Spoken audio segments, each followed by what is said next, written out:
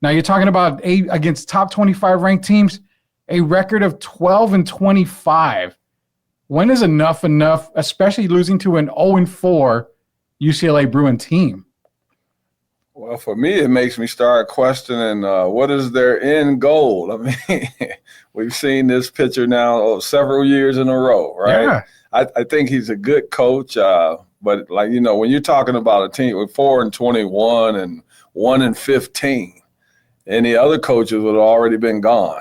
Yeah. So it just makes me question, what is the end game? Are they trying to win the national championship? And I've told you several times when we did our show before, I like Penn State, but I don't believe in Penn State. And we've seen it again. That was really, they dropped the ball. Yeah. It feels like, remember the Utah Jazz teams with Jerry Sloan?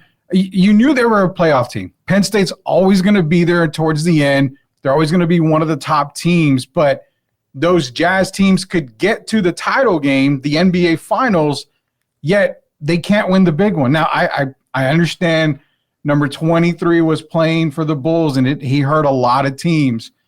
But it feels similar because James Franklin is a great regular season guy, a guy that can get them into the college football playoffs, but you already know it ends with a loss and never a title.